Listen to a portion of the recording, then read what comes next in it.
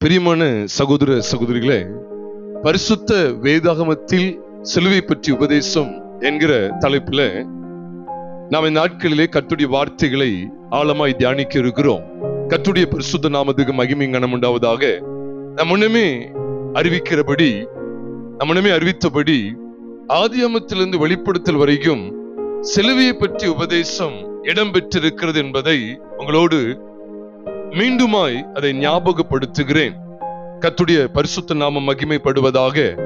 ஆதியாகமம் 3வது அதிகாரத்திலே மனுக்குலம் எப்பொழுது தேவனை விட்டு வழிவிலகினதோ, என்றைக்கு மீறுதலுக்கு உட்பட்டு தேவன் புசிக்க விளக்கின அந்த கனியை புசித்து தேவ மகிமையற்ற நிலைமைக்கு தள்ளப்பட்டதோ, அதே நாளிலே, அதே இடத்திலே, அதே ஏதேன் தோட்டத்திலே ஸ்திரீயின் வித்தாக கர்த்தராகிய இயேசு கிறிஸ்து அறிவிக்கப்பட்டார் என்கிற வெளிச்சத்தை நீங்களும் நானும் நன்கு அறிவோம். பொதுவா இன்றைக்கு ஒரு முகவரையா ஒரு சில காரியங்களை உங்களோடு நான் சுருக்கமாய் பகிர்ந்து கொள்கிறேன். ஆதியாகமத்தின் புஸ்தகத்திலே சிலுவையை பற்றி உபதேசம் இடம்பெற்றிருக்கிறதா அப்படின்னு ஒரு கேள்வி எழுப்புவோமேயானால், ஆதியாகமத்திலே சிலுவை பற்றிய உபதேசம் முழுக்க இடம்பெற்றிருக்கிறது. அதுதான் இன்றைக்கு உங்களோடு சுருக்கமாய் நான் பகிர்ந்து கொள்ளுகிறேன். அதற்கு இன்னைக்கு கர்த்தருக்கு சித்தமான ஒரே ஒரு அதிகாரம் மட்டும் உங்களோடு கூட நான் தியானத்திற்கென்று நான் எடுத்துக்கொள்கிறேன். பிரியமானவர்களே, ஆதியிலே தேவன் வானத்தையும் பூமியையும் சிருஷ்டித்தார் என்று சொல்லி ஆதியாகமத்தின் புஸ்தகம் 1வது அதிகாரம் 1ஆம் வசனத்திலே நீங்கள் நானும் வாசிக்கிறோம். இந்த முதல் வசனத்திலே நீங்க கவனிச்சு பாருங்க, ஆதியிலே தேவன் என்கிற பதம் பயன்படுத்தப்பட்டிருக்கிறது. தேவன் அப்படிங்கிற இந்த பதமானது ஆங்கிலத்துல காட் அப்படி சொல்லியும், மூல பாஷையிலே கிரேக் அதாவது எபிரேய பாஷையிலே ஏலோகிம் என்கிற பதமாகவும் பயன்படுத்தப்பட்டிருக்கிறது. ஏலோகிம் அப்படின்னு சொன்னா அதனுடைய சரியான அர்த்தம் என்னவென்றால், ஒன்றுக்கு மேற்பட்ட நபர்கள் இணைந்து ஒன்றாக வெளிப்படுத்துவது. ஏலோகிம் என்று சொன்னால் அவர் சர்வ வல்லமை உள்ள தேவன், அவர் சர்வ வியாபி, சர்வ வல்லமை உள்ள தேவனாக இருக்கிறார். அப்போ தேவன் என்கிற பதம் இங்கே பன்மையிலே கொடுக்கப்பட்டிருக்கிறது. இது முன்னமே நாம் தியானித்திருந்தாலும் இன்றைக்கு சுருக்கமாய் பகிர்ந்து கொள்கிறேன். இங்கே திரியேக தேவனுடைய வெளிப்பாடு உண்டு என்பதை மறந்துவிட வேண்டாம். ஏலோகிம் என்கிற இந்த பன்மையான இந்த வார்த்தைக்கு ஒருமை என்னவென்றால் ஏலோவா அப்படின்னு சொல்லி சொல்லப்பட்டிருக்கிறது. ஆக இங்கேயே உண்மையாவே திரியேக தேவனுடைய வெளிப்பாடு உண்டு என்பதை மறந்துவிட வேண்டாம். சிருஷ்டிப்பிலே பிதாவாகிய தேவன், குமாரனாகிய இயேசு கிறிஸ்துவாகிய தேவன், பரிசுத்த ஆவியாகிய தேவன் என்கிற திரியேக தேவனுடைய வெளிப்பாடை நீங்களும் நானும் ஆதியாகமம் 1வது அதிகாரம் 1ஆம் வசனத்திலே பார்க்கும்போது இங்கே குமாரனை குறித்த வெளிப்பாடும் காண்பிக்கப்பட்டிருக்கிறது. கர்த்தருடைய பரிசுத்த நாமத்துக்கு மகிமை கனம் உண்டாவதாக. அதனால 2ஆம் வசனத்துல பார்க்கும்போது பூமியானது ஒழுங்கின்மையும் வெறுமையுமாய் இருந்தது, ஜலத்தின் மேல் இருள் இருந்தது. அது மன்னிக்கும், ஆழத்தின் மேல் இருள் இருந்தது, ஜலத்தின் மேல் ஆவியானவர், தேவ ஆவியானவர் ஜலத்தின் மேல் அசைவாடி கொண்டிருந்தார் என்று சொல்லி வேதத்திலே பார்க்கிறோம். அதனை தொடர்ந்து தேவன் என்ன செய்கிறார்? பூமியை அவர் பார்க்கும்போது அது ஒழுங்கின்மையும் வெறுமையுமாய் இருந்தது, ஆழத்தின் மேல் இருள் இருந்தபடியினால் அவர் என்ன செய்தார்? வெளிச்சம் உண்டாக கடவுது என்றார், வெளிச்சம் உண்டாயிற்று. தேவன் வெளிச்சம் நல்லதென்று கண்டார். அதை தொடர்ந்து தேவன் வெளிச்சத்தையும் இருளையும் வெவ்வேறாக பிரித்தார் என்கிற இந்த சத்தியங்களை எல்லாம் நாம் பார்க்கும்போது, இதைத்தான் புதிய ஏற்பாட்டிலே அப்போஸ்தலனாகிய பவுலுக்கு ஆவியானவர் வெளிப்படுத்தும் போது இந்த சத்தியத்தின் மேன்மையை, இந்த சிருஷ்டிப்பிலே தேவன் முதலாவது சிருஷ்டித்த பகுதி வெளிச்சம். அந்த வெளிச்சத்தை தேவன் அப்போஸ்தலனாகிய பவுலுக்கு இவ்விதமான வெளிப்பாடாக காண்பித்து கொடுத்தார். நம்ம எல்லாருக்கும் தெரியும், இதையும் நாம் அடிக்கடி தியானித்திருக்கிறோம். 2 கொரிந்தியரின் புஸ்தகம் 4வது அதிகாரம் 6வது வசனத்தை நாம் பார்க்கும்போது, இருளிலிருந்து வெளிச்சத்தை பிரகாசிக்க சொன்ன தேவன் இயேசு கிறிஸ்துவின் முகத்தில் உள்ள தமது மகிமையின் அறிவாகிய ஒளியை தோன்ற பண்ணும் பொருட்டாக எங்கள் இருதயங்களில் பிரகாசித்தார் என்று சொல்லுகிறார். ஆக இந்த வேத வசனம் எதை காண்பிக்கு? இருளிலிருந்து வெளிச்சத்தை பிரகாசிக்க சொன்ன தேவன் என்று சொல்லி இங்கு எதை பற்றி பேசுகிறார் என்றால், சிருஷ்டிப்பின் துவக்கத்தை குறித்து பேசுகிறார். Here Paul speaks of the beginning of creation அப்படி சொல்ல முடியும். சிருஷ்டிப்பினுடைய துவக்கத்தை குறித்து பேசுகிறார், வெளிச்சம் உண்டான விதத்தை குறித்து பேசுகிறார். நீங்களான ஆதியாகமம் முதலாவது அதிகாரம் முதல் 3 வசனங்களை அல்லது 4 வசனங்களை பார்க்கும்போது இந்த உலகத்துக்குள்ள இந்த பூமியில எப்படி வெளிச்சம் வந்தது நல்லா கவனிச்சுக்கங்க. ஒட்டுமொத்த பூமிக்குமே வெளிச்சம் வருகிறது. அந்த ஒரு சமயம் ஆண்டு உண்டாக்கினது இன்றைக்கு வரைக்கும் ஒட்டுமொத்த பூமிக்கு என்ன உண்டாயிருக்கு? வெளிச்சம் உண்டாயிருக்கு. இன்னைக்கு மட்டும் இல்ல, வானம் பூமியும் ஒளிந்து போகிற வரைக்கும் அந்த வெளிச்சம் இருந்து கொண்டே இருக்க போகிறது. அப்ப இந்த வெளிச்சத்தை தேவன் எதற்கு அடையாளமாய் காண்பிக்கிறார்? குமாரனாகிய இயேசு கிறிஸ்து.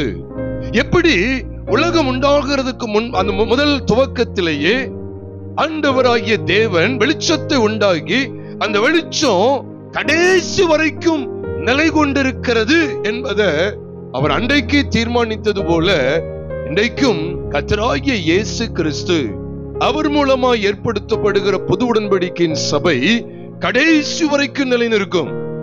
மோசே மூலமாகவோ அல்லது ஆரோனுடைய ஆசாரியத்துவத்தின் மூலமாகவோ எழுப்பப்பட்ட சபைகள் ஒரு குறிப்பிட்ட இடத்துல ஒரு குறிப்பிட்ட வருஷத்தோடு ஒரு குறிப்பிட்ட காலத்தோடு அது முடிந்து விட்டது. ஆனா மெல்கிசேதேக்கின் முறைமையின்படியான என்றென்றைக்கும் ஆசாரியத்துவம் கொண்டிருக்கிற கிறிஸ்துவானவர் அவர் என்றென்றைக்கும் பூரணமான உடன்படிக்கையை ஏற்படுத்தி அன்றும் இன்றும் என்றென்றைக்கும் நிலைநிற்கக்கூடிய உடன்படிக்கையை நம்மோடு கூட ஏற்படுத்தி இருக்கிறார். இது ஏதோ ஒரு காலத்தில் நின்றுவிடக்கூடிய ஆரோனுடைய ஆசாரியத்துவ முறைமை அல்ல. இது புது உடன்படிக்கையின் முறைமை. இதை குறித்த 110வது சங்கீதம் 4வது வசனத்தில் பார்க்கும் போதும் நீர் மெல்கிசேதேக்கின் முறைமையின்படி என்றென்றைக்கும் ஆசாரியராய் இருக்கிறீர், நீர் மனமாறாமலும் இருப்பீர் என்று சொல்லி அவரை குறித்து சொல்லப்பட்டிருக்கிறது. எபிரேயர் 1வது அதிகாரத்திலேயும் அந்த மெல்கிசேதேக்கின் முறைமையான ஆசாரியத்துவத்திலே கிறிஸ்துவானவர் என்றென்றைக்கும் இருக்கிறார், ஆண்டுகள் முடிந்து போவதில்லை என்று சொல்லி இருக்கிறது. ஆரோனுடைய ஆசாரியத்துவத்துக்குரிய ஆண்டுகள் என்ன செஞ்சிட்டு முடிந்து போய்விட்டது. ஆரோனிலும் பெரியவர் பிரதான ஆசாரியர், ஆரோனிலும் பெரியவர் இங்கே இருக்கிறார். அவர் கர்த்தராகிய இயேசு கிறிஸ்து. அவருடைய ஆசாரியத்துவம் முடிவுக்கு வரவே வருகிறதில்லை. ஒரு கால அது முடிவுக்கு வருகிறதில்லை. அந்த ஆசாரித்துவத்துக்கு உட்பட்டவர்களை நீங்களும் நானும் ஜீவிக்கிறோம். இதைத்தான் ஆதியிலே தேவன் முன்குறிச்சிட்டார். அப்ப சிலுவை பற்றி உபதேசம் எங்கேயே முன்குறிக்கப்பட்டிருக்கு பாருங்க, ஆதியிலேயே. இன்னொரு இடத்துல பார்க்கும்போது உலகம் உண்டாகிறதுக்கு முன்பாகவே சிலுவை பற்றி உபதேசம் காண்பிக்கப்பட்டிருக்கிறது. நம்ம எல்லாருக்கும் தெரியும், வெளிப்படுத்தல் 13வது அதிகாரம் 8ஆம் வசனத்திலே உலக தோற்றம் முதல் அடிக்கப்பட்ட வண்ணமாயிருக்கிற ஆட்டுக்குட்டியின் ஜீவ புஸ்தகம் அப்படின்னு சொல்லி வேதத்துல சொல்லப்பட்டிருக்கிறது. பாருங்க, உலக தோற்றம் முதல் அப்படின்னு சொல்லப்பட்டிருக்கு. உலக தோற்றத்திலிருந்தே, from the foundation of the world, அப்ப இருந்தே அடிக்கப்பட்ட வண்ணமாயிருக்கிற ஆட்டுக்குட்டியானவர் உலக தோற்றம் முதல். எபேசியர் 1வது அதிகாரம் 4ஆம் வசனத்துக்கு நாம் வரும்போது அங்கு சொல்றாரு, உலக தோற்றத்துக்கு முன்னே கிறிஸ்துவுக்குள் தேவன் நம்மை தெரிந்து கொண்டபடியே எழுதுகிறார். பாத்துக்கங்க, எந்த தோற்றத்துக்கு முன்னே? உலக தோற்றத்துக்கு முன்னே. அப்ப ஆதியாகமம் 1வது அதிகாரத்துக்கு வரும்போது ஆதியிலே தேவன் என்று வரும்போது தேவனுக்கு ஆரம்பமும் முடிவும் இல்லை. அவர்தான் சகலமும், அவர் இருக்கிறவராகவே இருக்கிறார். உலக தோற்றத்துக்கு முன்னே கிறிஸ்துவுக்குள் நீங்களும் நானும் தேவனால் தெரிந்து கொள்ளப்பட்டோம். வேதத்தில் எவ்வளவு அழகாய் சொல்லப்பட்டிருக்கிறது. அதைத் தொடர்ந்து சிருஷ்டிப்பை கவனித்து பார்க்கும்போது அங்கேயும் சிலுவையை பற்றிய உபதேசம், சிலுவையில் அறையப்பட்ட கிறிஸ்து இயேசுவை குறித்த வெளிப்பாடான சத்தியங்கள் காண்பிக்கப்பட்டு கொண்டே வருகிறது. அதுதான் இன்றும் தொடர்ந்து வரக்கூடிய எல்லா வாரங்களிலேயும் நாம் வேதபாட வகுப்பாக நாம் இந்த சத்தியங்களை அலசி பார்க்க இருக்கிறோம், ஆராய இருக்கிறோம்.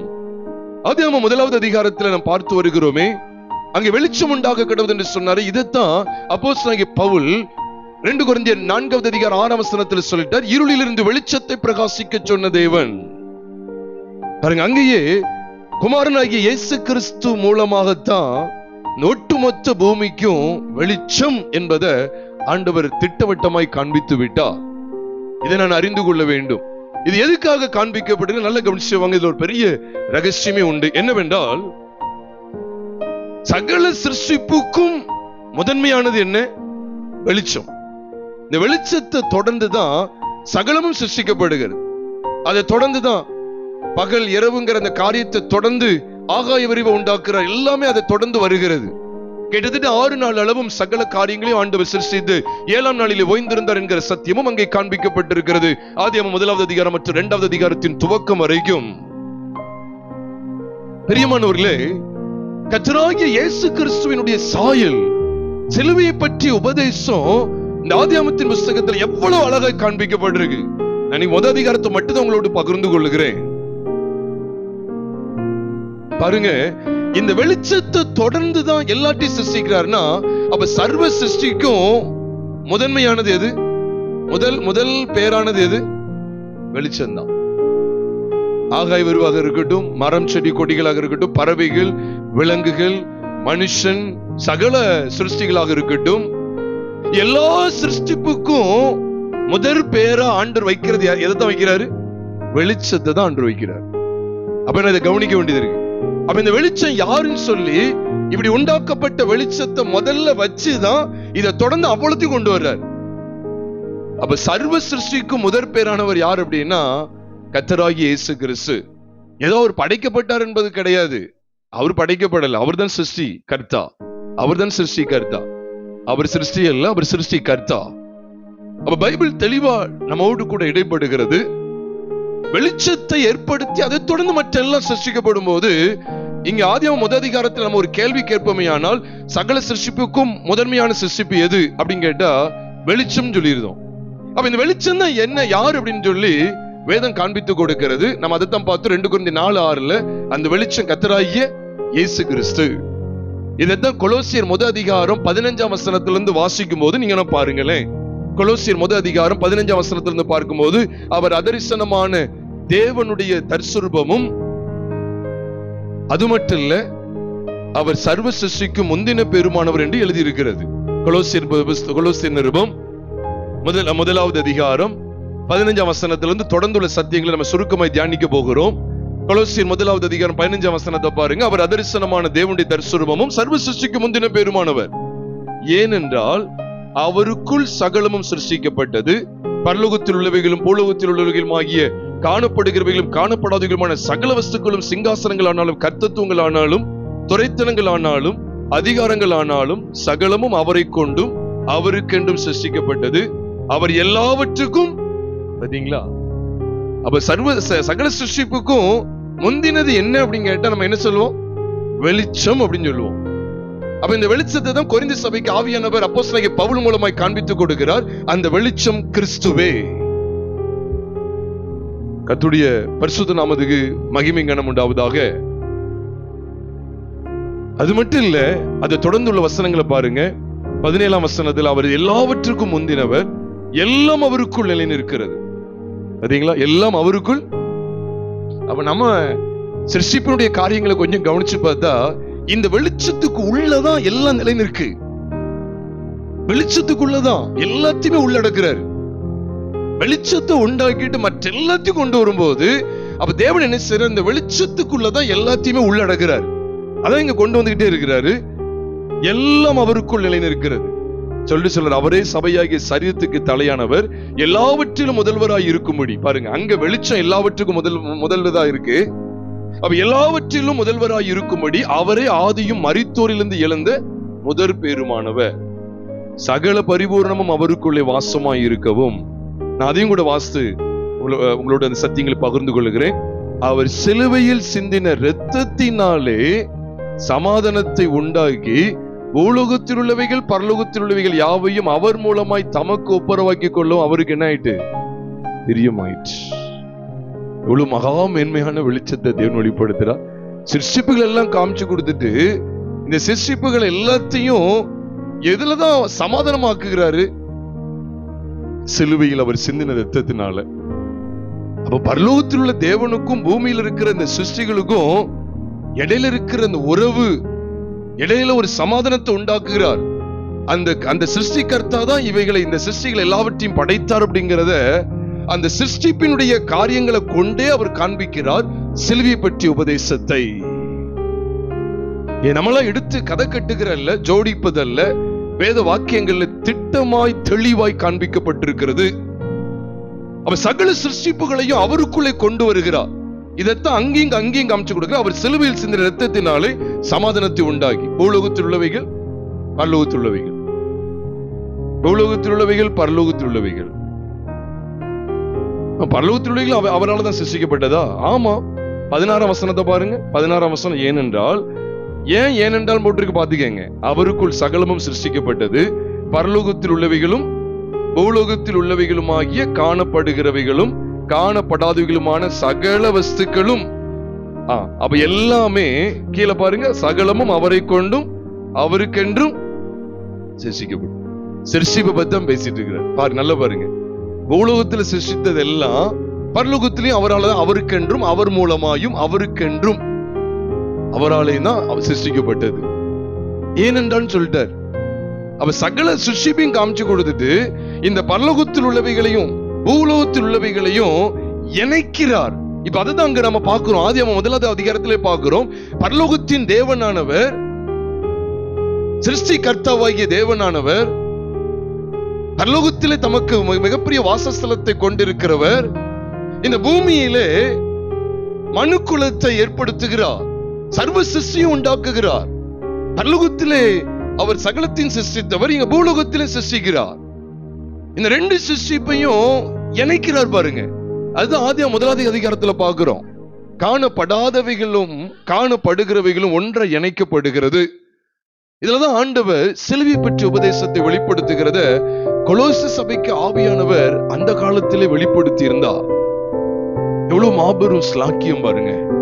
கர்த்தருடைய பரிசுத்த நாமத்துக்கு மகிமையும் கனமும் உண்டாவதாக. சிருஷ்டிப்புலதான் தேவன் தம்மை அறியக்கூடிய விதத்தை அன்றைக்கு வெளிப்படுத்தி இருந்தார். அப்ப சிலுவை பற்றிய உபதேசம் இங்க காண்பிக்கப்பட்டிருக்கு. ஆமா, சிருஷ்டிப்பு எடுத்த சிலுவை பற்றிய உபதேசத்தை காண்பித்து கொடுக்கணுமா? ஆமா, சிருஷ்டிப்புல சிலுவை பற்றிய உபதேசம் இருக்கு. கொலோசியர் 1 அதிகாரம் அதுக்கு நமக்கு திருஷ்டாந்தம். கொலோசியர் 1 அதிகாரம் 15ஆம் வசனத்திலிருந்து 20ஆம் வசனம் வரைக்கும், 21ஆம் வசனம் வரைக்கும் நாம் பார்க்கும்போது சகலம் இங்கே காண்பிக்கப்பட்டிருக்கிறது. அதனால இந்த கொலோசியர் 1 அதிகாரம் 23ஆம் வசனத்தை பாருங்க. அந்த சுவிசேஷம் வானத்தின் கீழ் இருக்கிற சகல சிருஷ்டிகளுக்கும் என்ன செய்யப்பட்டு வருகிறது?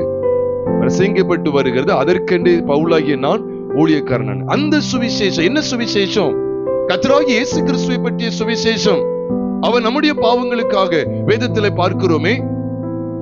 1 கொரிந்தியர் புத்தகம் 15ஆவது அதிகாரம் 2, 3, 4, 5 ஆகிய வசனங்களை பார்க்கும்போது, நான் உங்களுக்கு ஒப்புவித்ததும், நான் உங்களுக்கு பிரதானமாக ஒப்புவித்ததும், நான் அடைந்ததும், நான் உங்களுக்கு பிரதானமாக ஒப்புவித்ததும் என்னவெனில், கிறிஸ்துவானவர் வேத வாக்கியங்களை நமது பாவங்களுக்காக மரித்து அடக்கம் பண்ணப்பட்டு வேத வாக்கியங்களின்படி அவர் 3ஆம் நாளில் உயிர் தெழுந்து என்று சொல்லி 1 கொரிந்தியர் புத்தகம் 15ஆவது அதிகாரம் 3ஆவது வசனம் 4ஆவது வசனத்துல எவ்வளவு தெளிவாக பார்க்கிறோம். பைபிள் என்ன சொல்லுது பாருங்க. அப்ப அந்த சுவிசேஷம், சிலுவை பற்றிய சுவிசேஷம், சிலுவையில் அறையப்பட்ட கர்த்தராகிய இயேசு கிறிஸ்துவை பற்றிய சுவிசேஷம் வானத்தின் கீழ் இருக்கிற சகல சிருஷ்டிகளுக்கும் பிரசங்கப்பட்டு வருது. அப்போ பாருங்க, சிலுவை பற்றிய உபதேசத்தை சகல சிருஷ்டிகளோடு என்ன செய்யப்படுறாரு? கொண்டு வர்றாரு. அப்போ அதை இணைக்கிறார். சிலுவை பற்றிய உபதேசத்தை சகல சிருஷ்டிகளோடு என்ன செய்யறார்? இணைக்கிறார், கொண்டு வர்றார். அப்ப சகல சிருஷ்டிப்புகளை நம்ம ஆதியாகமம் 1 அதிகாரத்துல பார்க்கிறோமே, அந்த இடத்துல கட்டாயமாக சிலுவை பற்றிய உபதேசத்தை பார்க்கணும். அப்படிதான் பைபிள் காமிச்சு கொடுக்கு. சகல சிருஷ்டிகளுக்கும் அந்த சுவிசேஷம், சகல சிருஷ்டிகளுக்கும், அது பாருங்க, வானத்தின் கீழ் இருக்கிற சகல சிருஷ்டிகளுக்கும் பிரசங்கப்பட்டு வருகிறது. அதனால நீங்க போய் சகல சிருஷ்டிகளுக்கும் நீங்கள் சுவிசேஷத்தை அறிவிங்கள் என்று சொல்லி ஆண்டவர் சொன்னார். அப்ப சகல சிருஷ்டிகள் இது அதற்கென்றே பவுலாகிய நான் ஊழியக்காரனானே இவ்வளவு அழகா காண்பிக்கிறார். கர்த்தருடைய பரிசுத்த நாமம் மேம்படுவது. அதனாலதான் அப்போஸ்தலர் நடவடிக்கைகளை நாம் பார்க்கும்போது 17ஆவது அதிகாரத்துக்கு வருவோம். அப்போஸ்தலர் நடவடிக்கைகள் 17ஆவது அதிகாரம் 24ஆம் வசனத்திலிருந்து நாம் பார்க்கும்போது அங்கேயும் அவர் சொல்லுகிறார், வானத்துக்கும் பூமிக்கும் ஆண்டவராயிருக்கிற இப்படி வரும் நினைக்கிறேன். 24ஆம் வசனத்துல, உலகத்தையும் அதில் உள்ள யாவற்றையும் உண்டாக்கின தேவனானவர் வானத்திற்கும் பூமிக்கும் ஆண்டவராய் இருக்கிறபடியால் கைகளால் செய்யப்பட்ட கட்டப்பட்ட கோவில்களில் அவர் வாசம் பண்ணுகிறது இல்லை. அது தொடர்ந்து என்ன சொல்றாரு?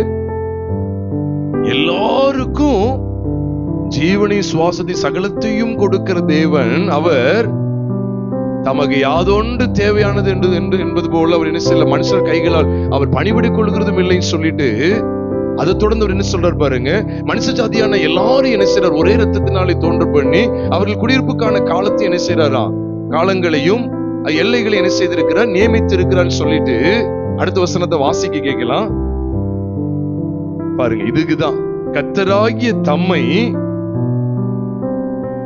அவர்கள் தடவியாகிலும் கண்டுபிடிக்கத்தக்கதாக தம்மை தேடும்படிக்கு அப்படி செய்தார். அவர் நம்மில் ஒருவருக்கும் தூரமானவர் அல்லவே. எவ்வளவு நேர்த்தியா இருக்கு பாருங்க. அப்ப எதுக்காக இப்படி செய்தார்? இப்ப சிருஷ்டிப்பை நம்ம கேள்வி கேட்கிறோம், எதுக்காக சிருஷ்டித்தார் அப்படின்னு கேட்டா, சிருஷ்டிப்பினுடைய நோக்கமே என்ன? சிலுவையை பற்றிய உபதேசத்தை ஜனங்கள் அறிய வேண்டும். கிறிஸ்து இயேசுவை பற்றிய சுவிசேஷத்தின் மூலமாய் அவரை கண்டுகொள்ள வேண்டும்.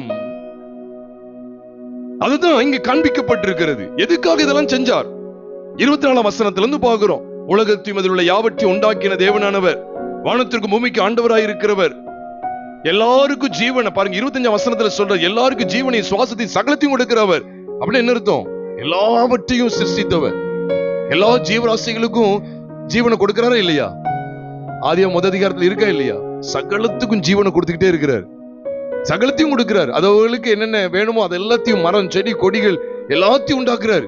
மனுஷனுக்கு தேவையான எல்லா புல் பூண்டு செடிகள் மரங்கள் கனிகள் எல்லாவற்றையும், கிழங்கு வகை எல்லாத்தையும் கொடுக்கிறார். அதான் சொல்றார், எல்லாருக்கும் ஜீவனையும் சுவாசத்தையும் சகலத்தையும் கொடுக்கிற அவர் எதுக்கு இதை செஞ்சார்? 26ஆம் வசனத்துல மனுஷ ஜாதியான சகல ஜனங்களையும் அவர் ஒரே ரத்தத்தினால தோன்ற பண்ணார். ஆதாமுடைய ஒரே ரத்தத்தினால தோன்ற பண்ணார். பூமி எங்கும் குடியிருக்க செய்திருக்கிறார். இதெல்லாம் எதுக்கு செய்தார் அப்படின்னு கேட்டா, கர்த்தராகிய தம்மை அவர்கள் தடவியாகிலும் கண்டுபிடிக்கத்தக்கதாக தம்மை தேடும்படிக்கு அப்படி செய்தார். அவர் நம்மில் ஒருவருக்கும் தூரமானவர் அல்லவே. சிருஷ்டிப்பினுடைய நோக்கம் என்ன? சிருஷ்டிப்பு நமக்கு எதை பிரதிபலிச்சு கொண்டிருக்கிறது? கிறிஸ்துவின் சுவிசேஷத்தின் மூலமாய் நீங்களும் நானும் தேவனை கண்டுகொள்ள வேண்டும். கிறிஸ்துவின் சிலுவை, அதை நீங்க தொடர்ந்து பாருங்க. அவர் கர்த்தராகிய இயேசு கிறிஸ்துவ குறித்து அங்க பிரசங்கிக்கிறார். 30ஆம் வசனத்துல சொல்றார், அறியாமை உள்ள காலங்களை தேவன் காணாதவர் போல் இருந்தார், இப்பொழுதோ மனம் திரும்ப வேண்டும் என்று எங்கும் உள்ள மனுஷர் எல்லாருக்கும் என்ன கொடுக்கிறாரா, கட்டளை இடுகிறார் அப்படிங்கிற வார்த்தையை பார்க்கிறோம். எது மனம் திரும்ப செய்யும்? சிலுவை பற்றிய செய்தி. கர்த்தராகிய இயேசு கிறிஸ்துவானவர் நம்முடைய பாவங்களுக்காக இரத்தத்தை சிந்தி ஜீவனை கொடுத்து நம்முடைய பழைய மனுஷன் அவரோடு கூட அடக்கம் செய்து நாம் அவரில் பிழைத்திருக்கும்படிக்கு, அவரே நம்மில் பிழைத்திருக்கும்படிக்கு அவர் நமக்காக 3ஆம் நாளில் உயிரோடு எழுந்து இன்றைக்கும் நமக்காக பரிந்து பேசுகிற தேவனாய் பிதாவுடைய வலது பரிசத்தில் வீற்றிருக்கிறார். இப்படிப்பட்ட மகத்துவமான சத்தியத்தின் மூலமாய் நாம் நம்முடைய பாவங்களை அறிக்கையிட்டு நம்முடைய அக்கிரமங்களை ஒத்துக்கொண்டு, பாவங்களை மறைக்கிறவன் வாழ்வடைய மாட்டான், அவைகளை அறிக்கை செய்து விட்டு விடுகிறவன் இரக்கம் பெறுவான் என்கிற வேத வசனத்தின்படி நம்முடைய பாவங்களை எல்லாம் அறிக்கை செய்து பாவிகளாகிய நமக்காக அவர் கல்வாரி சிலுவையில் இரத்தத்தை சிந்தி ஜீவனை கொடுத்தார் என்கிற அந்த சுவிசேஷத்தை பற்றுகிற விசுவாசத்தினாலே நீங்களும் நானும் அவருடைய இரத்தத்தினால் கழுவப்பட்ட நீதிமான்கள். வேதத்தில் வாசிக்கும் போது ரோமர் 5ஆவது அதிகாரம் 8 மற்றும் 9 ஆகிய 2 வசனங்களை வாசிக்கும் போது, நாம் பாவிகளாய் இருக்கையில் கிறிஸ்து நமக்காக மரித்ததினாலே தேவன் நம்மேல் வைத்த தமது அன்பை விளங்க பண்ணுகிறார். அதை தொடர்ந்து அவர் சொல்லுகிறார், இப்படி நாம் அவருடைய இரத்தத்தினாலே நீதிமான்கள் ஆக்கப்பட்டிருக்க அவராலே நாம் கோபாக்கினிக்கு நீங்களாக ரட்சிக்கப்படுவது அதிக நிச்சயமாமே என்று சொல்லி, கோபாக்கினிக்கு நீங்களாக்கக்கூடிய சுவிசேஷம் என்ன? நாம் பாவிகளாய் இருக்கையில் கிறிஸ்து நமக்காக மரித்ததினாலே தேவன் நம்மேல் வைத்து தமது அன்பை விளங்க பண்ணுகிறார். அப்ப இங்கே அப்போஸ்தலனாகிய பவுல் இங்கே அத்தனை பட்டணத்துக்கு முன்பாக பட்டணத்திடத்தில் வந்து அவருடைய பலிபீடத்திலே அறியப்படாத தேவனுக்கு என்று எழுதியிருக்கிறதே அந்த பலிபீடத்தை கண்டு அவர்களோடு கூட பேசும்போது சிருஷ்டிப்பை காண்பித்து கொடுத்துட்டு சிலுவையும் காமிச்சு கொடுக்கிறார். இந்த சிருஷ்டிப்பு எதுக்காக தெரியுமா? அதான் சொல்றார். ஏன் அப்படி செய்தார்? அந்த வசனம் ரொம்ப முக்கியம். 26ஆவது வசனத்தை நோட் பண்ணுங்க. 27 எதுக்காக அப்படி செய்தார்? கர்த்தராகிய தம்மை அவர்கள் தடவியாகிலும் கண்டுபிடிக்கத்தக்கதாக தம்மை தேடும்படிக்கு அப்படி செய்தார். அவர் நம்மில் ஒருவருக்கும் தூரமானவர் அல்லவே. இதே காரியத்தை தான் அப்போஸ்தலர் 14ஆவது அதிகாரத்துக்கு வரும்போது 14ஆவது அதிகாரம் 15ஆம் வசனத்தையும் கொஞ்சம் பாருங்களேன். நான் உங்களுக்காக வாசிக்கிறேன். அப்போஸ்தலர் 14வது அதிகாரம் 15வது வசனத்திலிருந்து நான் வாசிக்கிறேன். மனுஷரே, ஏன் இப்படி செய்கிறீர்கள்? நாங்களும் உங்களைப் போல பாடுள்ள மனுஷர் தானே. நீங்கள் இந்த வீணான தேவர்களை விட்டு வானத்தையும் பூமியையும் சமுத்திரத்தையும் அவைகளுடைய யாவற்றையும் உண்டாக்கின ஜீவனுள்ள தேவனிடத்திற்கு திரும்ப வேண்டும் என்று உங்களுக்கு பிரசங்கிக்கிறோம். பாருங்க, சென்ற காலங்களில் அவர் சகல ஜனங்களையும் தங்கள் தங்கள் வழிகளிலே நடக்க விட்டிருந்தும் அவர் நன்மை செய்து வந்து வானத்திலிருந்து மலைகளையும் செழிப்புள்ள காலங்களில் நமக்கு தந்து ஆகாரத்தினாலும் சந்தோஷத்தினாலும் நம்முடைய இருதயங்களை நிரப்பி இவ்விதமாய் அவர் தம்மை குறித்து சாட்சி விளங்க பண்ணாதிருந்ததில்லை என்றார்கள். எதை செய்து? சகலத்தையும் சிருஷ்டித்து மழையை ஏற்ற நேரத்தில் மழையை கொண்டு வர, ஒரு சில பருவ காலங்களை கற்றுக் கொண்டு வந்து இவ்விதமாய் அவர் தம்மை குறித்து எதை விளங்க பண்ணினாராம்? சாட்சி விளங்க பண்ணி இருக்கிறார். அதான் விளங்க பண்ணாதிருந்ததில்லை அப்படின்னு சொல்லி அவங்க கர்த்தராகிய இயேசு கிறிஸ்துவை குறித்த விசேஷித்த சத்தியங்களை அங்கே அறிவிக்க அவர்கள் துணிந்தார்கள். பிரியமானவர்களே, தேவன் தம்மை குறித்த சாட்சி எதிர் மூலமா விளங்க பண்ற அந்த காலங்களை ஏற்படுத்தினாரு. சகலவற்றையும் சிருஷ்டித்தாரு. வானத்தையும் பூமியையும் அதில் உள்ளவைகளை சிருஷ்டித்து தம்மை குறித்த சாட்சியை இவ்விதமாய் விளங்க பண்ணி இருக்கிறார். அதனாலதான் சிருஷ்டிப்பை தியானிக்கக்கூடிய இடத்துல சிலுவை பற்றி உபதேசத்தின் மூலமாய் மனுக்குலம் தேவனை அறிய வேண்டும் என்கிற வெளிச்சத்தையும் நீங்களும் நானும் கவனிக்க வேண்டும். இதைத்தான் ரோமாபுரியில் உள்ள சபைக்கு ஆவியானவர் அப்போஸ்தலனாகிய பவுல் மூலமாய் அவருடைய தீர்க்கமான வார்த்தைகளை வெளிப்படுத்த சித்தம் கொள்ளும் போது நம்ம எல்லாருக்கும் தெரியும். ரோமர் 1வது அதிகாரம் 18ஆம் வசனத்திலிருந்து வாசிக்கும் போது சத்தியத்தை அநியாயத்தினாலே அடக்கி வைக்கிற மனுஷருடைய எல்லாவித அவபக்திக்கும் அநியாயத்துக்கும் விரோதமாய் தேவ கோபம் வானத்திலிருந்து வெளிப்படுத்தப்பட்டிருக்கிறது. அதை சொல்லிட்டு சொல்றாரு பாருங்க. அந்த சத்தியத்தை தேவன் எவ்விதமா ஜனங்களுக்குள்ள வெளிப்படுத்தி இருந்தாராம்? தேவனை குறித்து அறியப்படுவது அவர்களுக்குள்ள என்ன செய்யப்படுத்தப்பட்டிருக்கிறது? வெளிப்படுத்தப்பட்டிருக்கிறது. தேவனே அதை அவர்களுக்கு என்ன செய்திருந்தார்? வெளிப்படுத்தி இருக்கிறார். அது எப்படி வெளிப்படுத்தி இருக்கிறார்? அவரை அறிகிற அறிவை எப்படி வெளிப்படுத்தினார்? ஏன்னா அதுக்கு முன்னால 17ஆம் வசனத்துல பார்க்கிறோம், விசுவாசத்தினாலே நீதிமான் பிழைப்பான் என்று எழுதியிருக்கிறபடி விசுவாசத்தினால் உண்டாகிற நீதியை குறித்து தேவன் பேசுகிறார். சிலுவை பற்றிய உபதேசத்தின் மூலமாய் கர்த்தராகிய இயேசு கிறிஸ்து நமக்காக சிலுவையில் அறையப்பட்ட அந்த விசேஷித்த சத்தியங்கள் மூலமாய் நீங்களும் நானும் நீதிமான் ஆக்கப்படுகிறோம். ஏன்னா வேதம் அப்படிதான் சொல்லுது. எடுக்க வேண்டாம், நம்ம எல்லாருக்கும் தெரிந்தது. ரோமர் 10வது அதிகாரம் 9 மற்றும் 10 வாசிக்கும் போது கர்த்தராகிய இயேசுவை தேவன் மரித்தோரிலிருந்து எழுப்பினார் என்று உன் இருதயத்தில் விசுவாசத்தால் ரட்சிக்கப்படுவாய். கர்த்தராகிய இயேசுவின் வாயினாலே அறிக்கையிட்டு தேவன் அவரை மரித்தோரிலிருந்து எழுப்பினார் என்று உன் இருதயத்தில் விசுவாசத்தால் ரட்சிக்கப்படுவாய். அதை தொடர்ந்து சொல்றாரு, நீதி உண்டாக இருதயத்தில் விசுவாசிக்கப்படும், ரட்சிப்பு உண்டாக வாயினால் என்ன செய்யப்படும்? அறிக்கை செய்யப்படும். அது என்ன? அதுதான் ரட்சிப்பு.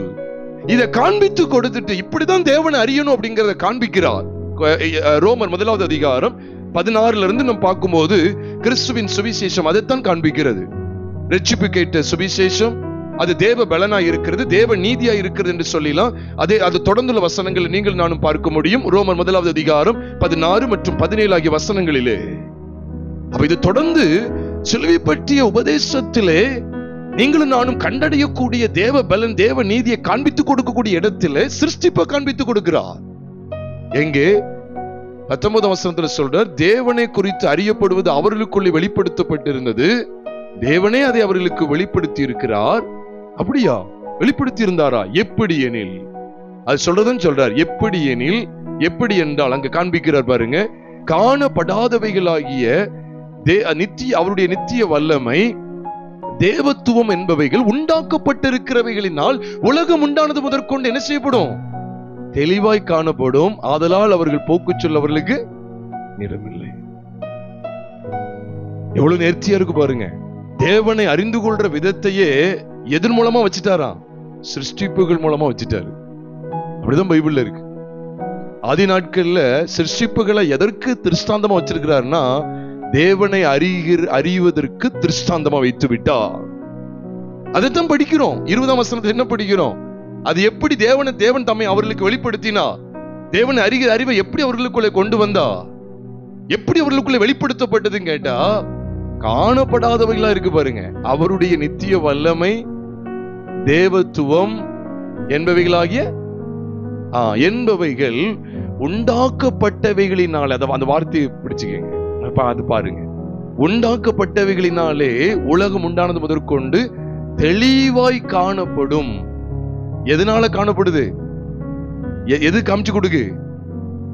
சிருஷ்டிப்புகள் சிலுவை பற்றி உபதேசத்துக்குள்ள கொண்டு வருது, ஜனங்களுக்கு கொண்டு வருது. தேவன் அறிகிற அறிவை அது காமிச்சு கொடுக்குதான். அது மட்டும் சொல்ல மாட்டேன். எவ்வளவு நிருபங்கள் இருக்கு, எவ்வளவு வேத வாக்கியம் இருக்கு, எத்தனையோ பரிசுத்தவான்கள் மூலம் ஆண்டு காண்பித்துக்கிட்டே தான் வர்றார்.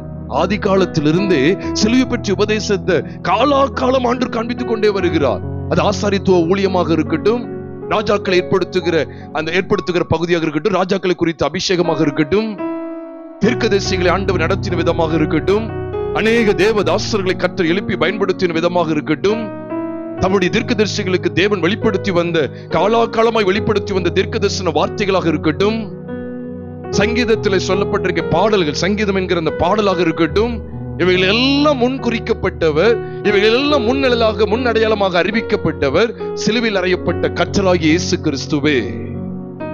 அதனாலதான் என்னை குறித்து சங்கீத புஸ்தகத்திலும் எழுதியிருக்கிறது என்று சொல்லி அவர் சொல்லுகிறது. எம்மாவுக்கு பயணித்த சீஷர்களிடத்தில் கர்த்தர் பகிர்ந்து கொண்ட விதத்தை லூக்கா 24வது அதிகாரத்திலே நீங்கள் நானும் பார்க்கிறோம். பிரியமானவர்களே, இதைத்தான் நீங்க ஆண்டவர் வெளிப்படுத்துகிறார். அப்ப ரோமர் 1 அதிகாரத்தை உற்று கவனித்து பார்த்தாலும் தேவனை அறிகிற அறிவு அவர்களுக்கு எப்படி தெரியப்படுத்திட்டார்னா சிருஷ்டிப்புகள் மூலமா. அப்ப சொல்லுங்க, சிருஷ்டிப்புகள் எல்லாம் எந்த உபதேசத்தை காண்பிச்சுக்கிட்டே இருக்கு? தேவனை அறிந்து கொள்ளக்கூடிய அந்த சிலுவை பற்றிய உபதேசத்தை காண்பிக்கிறது. தேவனை சிலுவையில் அறியப்பட்ட கிறிஸ்து மூலமாகவே நீங்களும் நானும் அறிய முடியும். அதான் இயேசு சொன்னார் யோவான் 14:6, நானே வழியும் சத்தியமும் ஜீவனுமாய் இருக்கிறேன், என்னாலே அல்லாமல் ஒருவனும் பிதாவினிடத்தில் வரான். அப்ப தேவனை அறிகிற அறிவு, தேவனிடத்திலே வருகிற ஒரு அனுபவம் எதன் அடிப்படையில் கொண்டு வரப்படுதுன்னு அப்படி கவனிச்சு பாருங்க. அப்ப சிலுவை பற்றி உபதேசம் தான். அதனாலதான் நீங்க இதே ரோமர் 11வது அதிகாரம் கடைசி வசனமாகிய 36வது வசனத்தை நாம் வரும்போது, ரோமர் 11வது அதிகாரம் 36ஆம் வசனத்தை நான் உங்களுக்காக வாசிக்கிறேன் பாருங்க.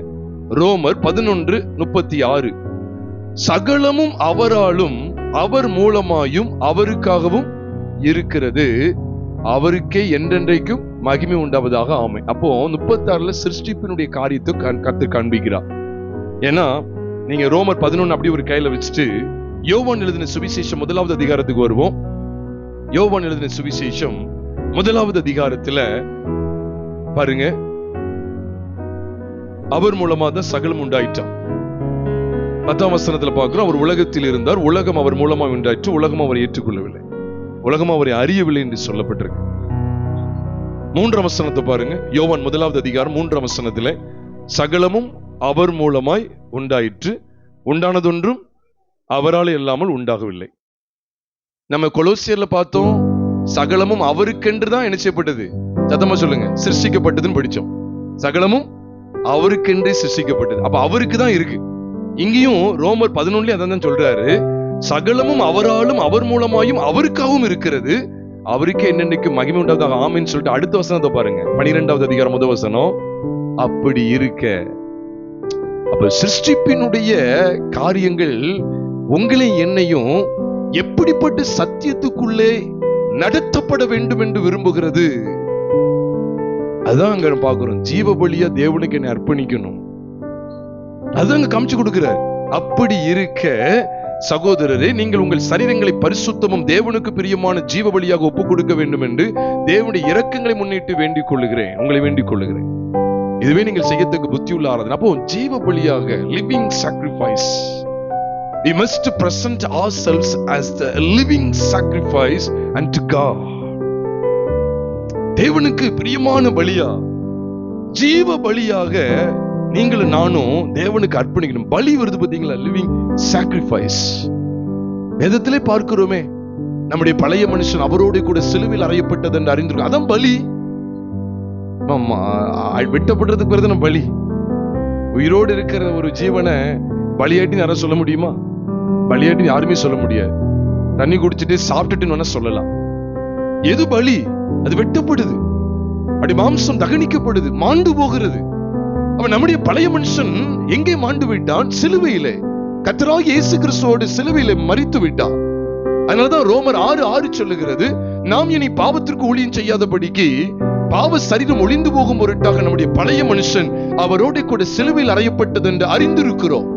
அப்ப பவுல் இங்க ரோமர் 12:1 என்ன சொல்ற? ஜீவபலியை ஒப்பு கொடுக்கிறது எதை சொல்றாரு?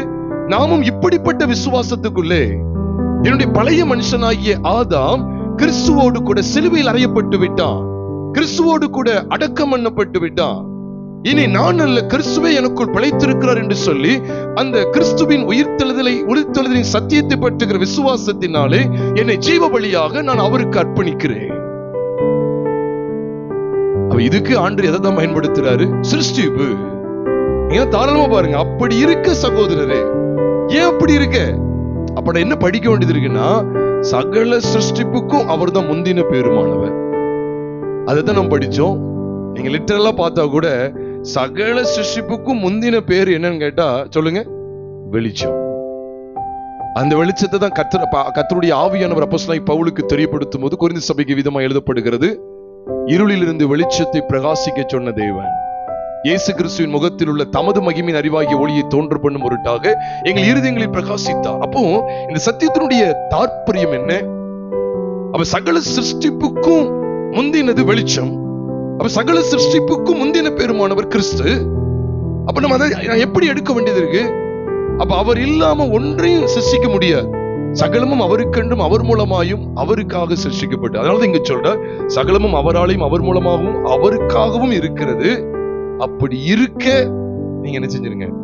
பலியை ஒப்பு கொடுத்துருங்க. அப்போ அப்படி இருக்க சிலுவை பற்றிய உபதேசத்தை பற்றி கொண்டிருங்கள். அதான் அதனுடைய உண்மையான அர்த்தம்.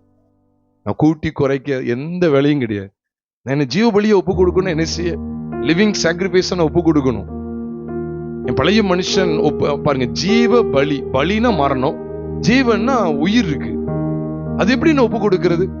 அப்ப என்னுடைய பழைய மனுஷன் கிறிஸ்துவோடு கூட சிலுவையில் அறையப்பட்டு விட்டான் என்று சிலுவை பற்றிய உபதேசம் எனக்கு வலியுறுத்துகிறது.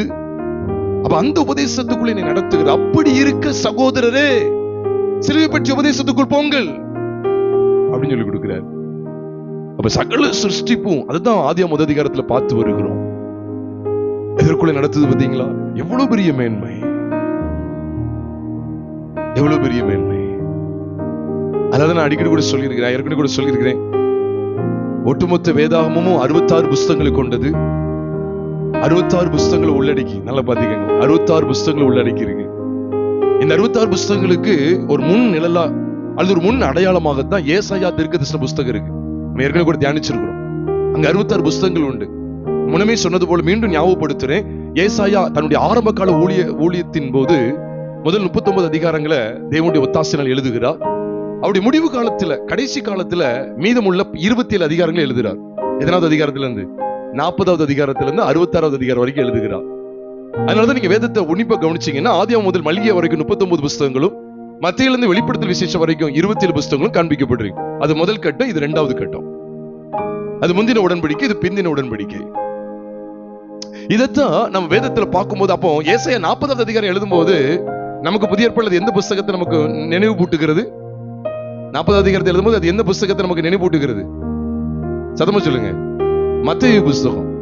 ஏன்னா மல்கியா வரைக்கும் 39 அதிகாரம் முடியுது, 39வது புஸ்தகம் முடியுது. மத்தேயு எழுதின சுவிசேஷம் வரும்போது அது 40வது அதிகாரம், 40வது புஸ்தகம் நமக்கு பைபிள்ல.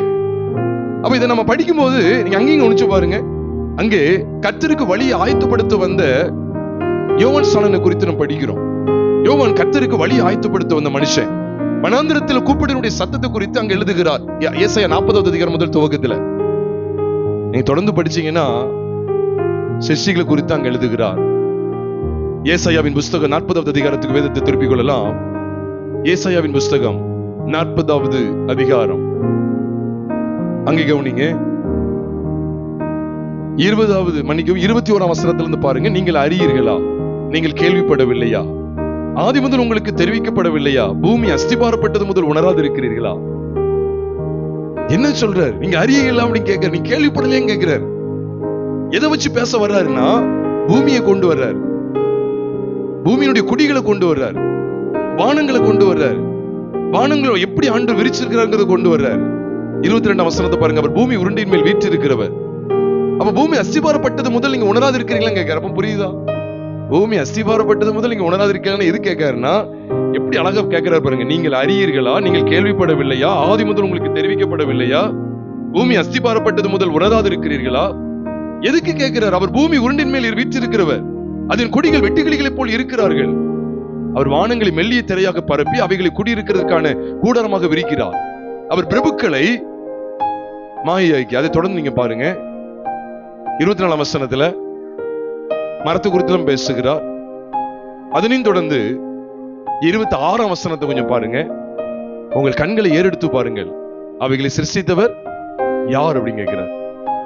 அவர் அவைகளில் சேனையை இலக்க திட்டமாக புறப்பட பண்ணி அவைகளை எல்லாம் பேர் பேராக அழைக்கிறவராமே. அவருடைய மகா பலத்தினாலும் அவருடைய மகா வல்லமையினாலும் அவைகளில் ஒன்றும் என்ன செய்யாம இருக்கு. அவைகள் அவைகள் சொல்றாரு. அவைகள் எவைகள்? சத்தமா சொல்லுங்க. அவைகள் எவைகள்? சிருஷ்டிப்புகள். சிருஷ்டிப்பை பத்தி பேசிட்டே வர்றாரு. சொல்றாரு, யாக்கோபே இஸ்ரவேலை என் வழி கர்த்தருக்கு மறவாயிற்றென்று என்றும் என் நியாயம் என் தேவனிடத்தில் எட்டாமல் போகிறது என்றும் நீ சொல்வானே. பூமியின் கடையாந்தரங்களை சிருஷ்டித்த கர்த்தராகிய அநாதி தேவன் சோர்ந்து போவதும் இல்லை, இலைப்படுவதும் இல்லை. இதை நீ அறியாயோ? இதை நீ கேட்டதில்லையோ? அவருடைய புத்தி ஆராய்ந்து முடியாதது. அப்போ சிருஷ்டி கர்த்தாவாகிய தேவன் தம்முடைய சிருஷ்டிப்புகளுடைய மேன்மையை காண்பித்து கொடுத்துட்டு இங்க வருகிறார். அந்த சிருஷ்டிப்புகள் எல்லாம் காண்பித்து கொடுக்க யாக்கோப அவர் ஸ்திரப்படுத்துகிறார். இதைத்தான் யோபுடைய வாழ்க்கையில் பார்க்க எடுக்க வேண்டாம். யோபு 38, 39, 40, 41 அதிகாரங்களும் பாருங்க, தேவன் பேசுகிற நல்ல தீர்க்கமான வார்த்தைகள் இங்க இருக்கு. எதை பத்தி பேசுவார் நினைக்கீங்க? சிருஷ்டிப்பை பத்தி தான் பேசுவோம். மான்களை குறித்து, கழுதைகளை குறித்து, பறவைகளை குறித்து, விலங்குகளை குறித்து எவ்வளவு பேசுற பாருங்க. பறவைகளை குறித்து, விலங்குகளை குறித்து, மின்னலை குறித்து, இடியை குறித்து, வானத்தை குறித்து, பூமியை குறித்து, சகல சிருஷ்டிப்பை பத்தி பேச பேச பேச இந்த மனுஷன் சிலுவை பற்றி உபதேசங்கள் வந்துட்டான். என் வாயை பொத்திக் கொள்கிறேன், சுயநீதி எல்லாம் அடக்கப்படுகிறது. இது நிச்சயமா சிலுவை பற்றி உபதேசம் தான். என் பாவத்தை அடிக்க நீசன் 2 தரம் நான் மறுஉத்தரவு சொன்னேன். இனி நான் பேசாமலும் இருப்பேன். நான் நீசன் என்று தன்னை ஒத்துக்கொண்ட, தன் பாவி என்று ஒத்துக்கொள்ளுகிறான். நான் மனஸ்தாபப்படுகிறேன் சொல்லுகிறார். யோபு 42வது அதிகாரம் அதுல 5 மற்றும் 6 ஆகிய வசனங்களை பார்க்கும்போது, உம்மை குறித்து என் காதினால் கேள்விப்பட்டேன், இப்பொழுது என் கண் உம்மை காண்கிறது. ஆகையால் நான் என்னை அருவருத்து தூளிலும் சாம்பலிலும் இருந்து மனஸ்தாபப்படுகிறேன். மனஸ்தாபத்துக்குள்ள வந்துட்டாரு. மனம் திரும்புதல் பாருங்க. தேவன் பேச பேச பேச எதை பத்தி பேசிட்டே வர்றாரு? சிருஷ்டிப்பை பத்தி பேசிக்கிட்டே வர்றாரு. ஒரு மனுஷன் சிலுவைக்கு தன்னை ஒப்பு கொடுத்துக்கிட்டே இருக்கிறான், தன்னை தாழ்த்துகிறான். தூளுக்கும் சாம்பலுக்கும் போய் நான் மனஸ்தாபப்படுறேன்னு சொல்லி ஆங்கிலத்தில் ஐ ரிப்பென்ட் அப்படின்னு இருக்கு. ஐ ரிப்பென்ட், நான் என்னை அருவருத்துன்னு சொல்றாரு பாத்தீங்களா? அப்ப எந்த இடத்துக்கு வந்து பாத்தீங்களா? தேவன் பேச பேச என்னையா பேசினார்? எதை பத்தி பேசினார்? சிருஷ்டிப்பினுடைய மேன்மையை எவ்வளவு நேர்த்தியை பேசிக் கொண்டிருந்தார். அவர் சிருஷ்டிப்பின் மேன்மையை பேச பேச பேச சிருஷ்டிப்புகளுடைய காரியம் எல்லாம் இவருக்குள்ள ஒரு தாக்கத்தை உண்டாக்குது. என்ன தாக்கம் அப்படின்னு பார்த்தா, மனம் திரும்புதல் தான் அந்த தாக்கம். விருதாவ இதை பேசல, எல்லாத்துக்கும் அர்த்தம் இருக்கு. அப்ப சிருஷ்டிப்புகள் எல்லாம் நமக்கு ஒரு சத்தியத்தை காமிச்சுக்கிட்டே இருக்கு பாருங்க. கர்த்தராகிய இயேசுவானவர் நமக்காக சிலுவையில் அறையப்பட்டு நம்முடைய அத்தனை சுயநீதிகளையும் சிலுவையிலே கலைந்து போடுகிறார்.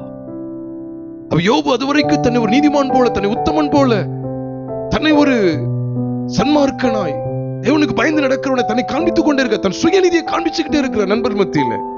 நண்பர்கள் எதையோ பேசிட்டே இருக்காங்க. ஆனா கர்த்தர் சிருஷ்டிப்பு கொண்டு வந்துட்டார் பாருங்க. ஆதியில் அவர் சிருஷ்டித்ததானே கொண்டு வர்றார். அவர் கொண்டு வந்து விலாவரிய பேச பேச பேச இந்த மனுஷன் எதுக்குள்ளே அடங்கி போய்விட்டான் என்றால், சத்தமா சொல்லுங்க, சிலுவை பற்றி உபதேசத்துக்குள்ள அடங்கி போயிட்டான். தன்னை தாழ்த்தினான், தன் சுயநீதிகள் ஒன்றுமில்லைன்னு சொல்லி உதறினான், தன்னை மனம் திரும்புதலுக்கு அர்ப்பணித்தான். அவன் நாம் சிந்திக்க வேண்டும். ஆதியாகமம் 1 அதிகாரத்திலே சிருஷ்டிப்பு குறித்து தேவன் வெளிப்படுத்துகிற நோக்கமே என்ன? சிலுவை பற்றி உபதேசம் அங்கு வெளிப்படுத்தப்படுகிறது. சிருஷ்டிப்பினுடைய பிரதிபலிப்பு. இதெல்லாம் நான் சும்மா கற்பனையில எடுக்கல, கற்பனையில சொல்லிட்டு இருக்கல, எல்லாத்துக்கும் வசன ஆதாரம். நீங்க வேதத்துல வாசி பாருங்க. யோவான் 1 அதிகாரத்துல சொல்றாரு, ஆதியிலே வார்த்தை இருந்தது, அந்த வார்த்தை தேவனிடத்தில் இருந்தது, அந்த வார்த்தை தேவனாயிருந்ததுன்னு சொல்லிட்டு என்ன சொல்றாரு? அவர் ஆதியிலே தேவனோடு இருந்தார், 1 வசனத்துல பார்க்கிறோம், சகலமும் அவருக்கென்றும் அவர் மூலமாய் அவருக்காகவும் சிருஷ்டிக்கப்பட்டது சொல்லிட்டு, உண்டாக்கப்பட்டது சொல்லிட்டு, அது தொடர்ந்து அவர் என்ன சொல்றார்? அவருக்குள் ஜீவன் இருந்தது, அந்த ஜீவன் மனுஷருக்கு ஒளியாய் இருந்தது, அந்த ஒளி இருளிலே பிரகாசிக்கிறது, இருளானது பற்றி கொள்ளவில்லை. இது தொடர்ந்து பேசிக்கிட்டே இருக்கார். முதல் 5 வசனங்கள்ல நல்லா பார்த்துட்டே வாங்க. ஆதியில இருந்த ஜீவனை குறித்து பேசுறார். ஆதியில இருந்த ஜீவன் தான் ஒளியா இருந்துச்சு. பாத்துக்கங்க, ஆதியில இருந்த வார்த்தை, அது தொடர்ந்து அவர் என்ன சொல்ற? ஜீவன், அந்த ஜீவன் தான் ஒளியா இருந்தது. பாத்துக்கங்க, வார்த்தை, ஜீவன், ஒளி. இதத்தான் யோவான் தன்னுடைய நிருபத்துல சொல்லும் போது 1 யோவான் 1வது அதிகாரம் 1 வசனத்துல இருந்து பாருங்க, அங்கேயும் சொல்றாரு, ஆதி முதல், ஆதியில் இருந்ததும், எப்படி சொல்றாரு பாருங்க, ஆதியில் இருந்ததும் நாங்கள் கேட்டதும், எங்கள் கண்களினாலே கண்டதும், நாங்கள் நோக்கி பார்த்ததும், எங்கள் கைகளினாலே தொட்டதுமாய் இருக்கிற ஜீவ வார்த்தையை குறித்து உங்களுக்கு அறிவிக்கிறோம். அந்த ஜீவன் வெளிப்பட்டது, பிதாவினிடத்தில் இருந்ததும் எங்களுக்கு வெளிப்பட்டதுமான நித்தியமாயிருக்கிற அந்த ஜீவனை, நித்தியமாயிருக்கிற அந்த ஜீவனை உங்களுக்கு என்ன செய்கிறோம்? ஆமா, நாங்கள் கண்டு அதை குறித்து சாட்சி கொடுக்கிறோம் சொல்லி சொல்றாரு. அதோட வசனத்தை என்ன சொல்றாரு? அப்போ பிரியமானவர்களே, ஜீவனை குறித்து பேசுறாரு. ஆதியில் இருந்த ஜீவன், நாங்கள் தொட்டது. ஆதியிலே வார்த்தை இருந்தது, அந்த வார்த்தையின் மூலமா தான் சகலமும் சிருஷ்டிக்கப்பட்டது. எல்லாம் அவருடைய வார்த்தையினால சிருஷ்டிக்கப்பட்டது. அப்ப அந்த சிருஷ்டிப்பை காமிச்சு கொடுத்துட்டு நீங்க நல்லா பாருங்க, அப்படி இருக்கு அந்த வார்த்தை. அது தொடர்ந்து சொல்றார், எங்களுடைய நீங்களும் எங்களுடனே ஐக்கியமா இருக்கும்படி, ஐக்கியமுள்ளவர்கள் ஆகும்படி நாங்கள் கண்டும் கேட்டும் இருக்கிறவைகளில் என்ன செய்யுங்க, உங்களுக்கு அறிவிக்கிறோம். எங்களுடைய ஐக்கியம் பிதாவோட, அவருடைய குமாரன் இயேசு கிறிஸ்துவோடும் இருக்கிறது. அப்புறம் உங்களுக்கு ஒரு சந்தோஷம் உண்டாக சொல்றேன்னு சொல்லிட்டு தான் சொல்ற, தேவன் ஒளியா இருக்கிறார், அவரிடத்தில் எவ்வளவு வேணும். இப்ப எங்க வந்து கொண்டு வர்றாரு பாருங்க, ஆதியிலிருந்து அந்த ஜீவனை கொண்டு வந்துட்டு, தேவன் ஒளியா இருக்கிறார், அவரிடத்துல எவ்வளவு வேணும், இருள் இல்லை. இதை நாங்கள் ஆதி முதல் கேட்ட விசேஷம் சொல்லிட்டு 7ஆம் வசனத்துக்கு வரும்போது சொல்லிட்டாரு, அவர் ஒளியில் இருக்கிறது போல நாமும் ஒளியிலே நடந்தால் ஒருவரோடு ஒருவர் ஐக்கியப்பட்டு இருப்போம். அவருடைய குமாரனாகிய இயேசு கிறிஸ்துவின் ரத்தம் சகல பாவங்களை நீக்கி நம்மை. அப்போ சிருஷ்டிப்பு காண்பிக்கிறார் வெளிச்சம். அந்த ஒளி எங்கள் இருதயங்களில் பிரகாசித்தான் பவுல் சொன்னாரா இல்லையா? பவுல் சொல்றார், அப்ப வெளிச்சம் உண்டாக்க கடவுள் என்றார். ஆதியாகமம் 1:3. இதே அந்த வெளிச்சத்தை தான் புதிய ஏற்பாட்டுல 2 கொரிந்தியர் 4:6 பார்க்கிறோம். அந்த வெளிச்சம் கர்த்தராகிய இயேசு கிறிஸ்து எங்கள் இருதயங்களில் பிரகாசித்தார் சொல்றார். இருளிலிருந்து வெளிச்சத்தை பிரகாசிக்க சொன்ன தேவன் சொல்லி ஆரம்பித்து, இதைத்தான் யோவான் அப்போஸ்தலன் தன்னுடைய நிருபத்தில் ஆவியானவருடைய ஒத்தாசையின்படி அங்கே எழுதுகிறார். அந்த ஜீவன் அவருக்குள்ள ஒளி இருந்ததெல்லாம் சொல்லிட்டு தேவன் ஒளியா இருக்கிற வெளிச்சத்தை காமிச்சு கொடுக்கிறார். இயேசுவே சொன்னாரு, யோவான் 8:12 சொல்லும்போது, நான் உலகத்திற்கு ஒளியா இருக்கிறேன், என்னை பின்பற்றுகிறவன் இருளிலே நடவாமல் ஜீவ ஒளி அடைந்திருப்பான்னு சொல்லி காண்பித்து கொடுத்தாரு.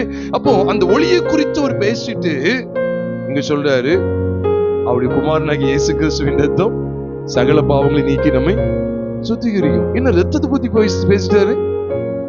சிருஷ்டிப்பு சம்பந்தமான அந்த ஒளியை குறித்து பேசினவர் இப்ப எதை பத்தி பேசுறாரு?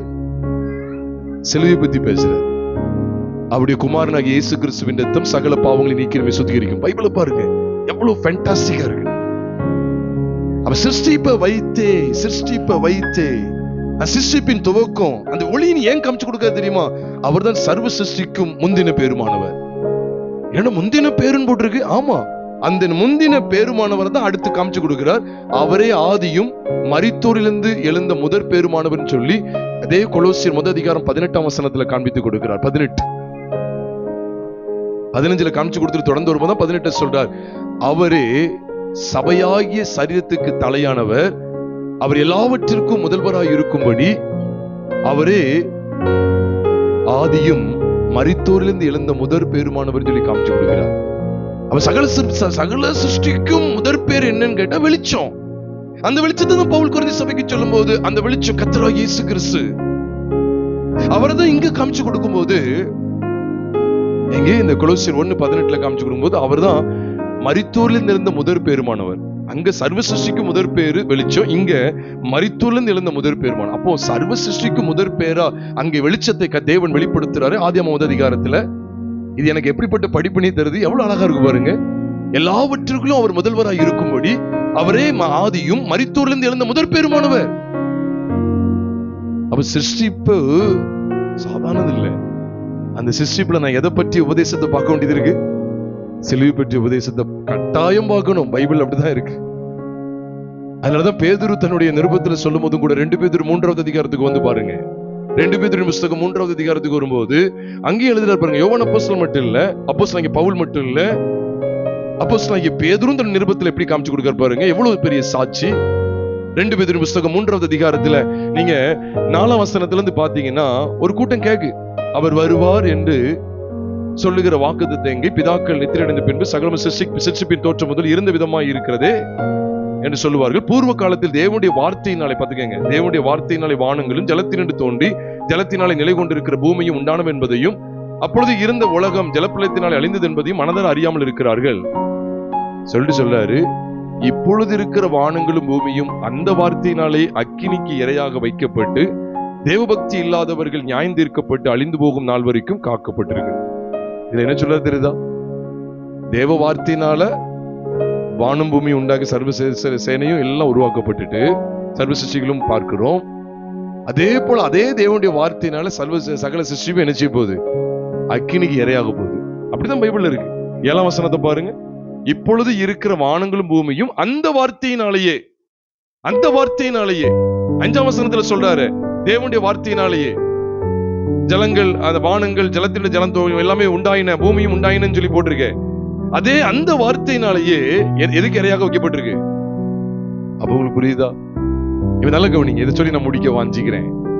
அப்போ இந்த பூமியில் இருக்கிற வானமும் பூமி, இந்த பூமியில் இருக்கிறவைகள் எல்லாம் இப்பவும் எதை நமக்கு காமிக்க தெரியுமா? தேவன் தமது குமாரன் மூலமா இந்த உலகத்தை நியாயம் தீர்ப்பார். உண்மையா இல்லையா? அவருடைய குமாரன் மூலமா தேவன் உலகத்தை நியாயம் தீர்ப்பார். இது ஏற்படுத்தப்பட்டதனுடைய ஒழுங்கலையும் சிலுவை பெற்ற உபதேசம் தான். இது ஒரு முடிவு கட்டப்படுற ஒரு விஷயத்திலையும் சிருஷ்டிப்ப ஒரு முடிவுக்கு கொண்டு இரையாக ஒப்பு கொடுக்கும் போதும் எதுக்குதான்? அங்கேயும் சிலுவை பெற்ற உபதேசம் தான். ஏன்னா குமாரனை கொண்டு அவர் நியாயம் தீர்ப்பார். அதனாலதான் அத்தனை பட்டணத்தார்கிட்ட சிருஷ்டிப்பை பத்தி பேசினவரு பின்னும் அவர் வேறொரு நாளை குறித்திருக்கிறன்னு சொல்லி அங்க கொண்டு வரார் பாருங்க. அப்போஸ்தலர் 17வது அதிகாரம் நம்ம 24ஆம் வசனத்திலிருந்து படித்துக் கொண்டே வந்தோம். 17வது அதிகாரம் 24ஆம் வசனத்திலிருந்து படித்துக் கொண்டே வந்தோம். 30ஆம் வசனம் வரைக்கும் மனந்திரும்பல் குறித்து, அந்த சிருஷ்டிப்பை குறித்து பேசி அங்க சிலுவை பெற்ற உபதேசம் சொல்லி முடிக்கிறாரு. 31 பாருங்க. மேலும் ஒரு நாளை குறித்திருக்கிறார், அதிலே தாம் நியமித்த மனுஷனை கொண்டு பூலோகத்தை நீதியாய் நியாயந்தீர்ப்பார். அந்த மனுஷனை மரித்தொழுந்து எழுப்பினதினால இந்த நிச்சயத்தை எல்லாருக்கும் விளங்க பண்ணினார். பாத்துக்கங்க, அப்ப நியாயந்திருக்க போறாரு பாத்தீங்களா? அந்த நிச்சயத்தை எதனால தெரியப்படுத்துறாரா? அவரை மரித்தொழுந்து எழுப்பினதினால அந்த நிச்சயத்தை யாருக்கும் தெரியப்படுது. அப்ப என்ன அர்த்தம் தெரியுமா? எல்லா மாம்சமும் ஆண்டு போகும்.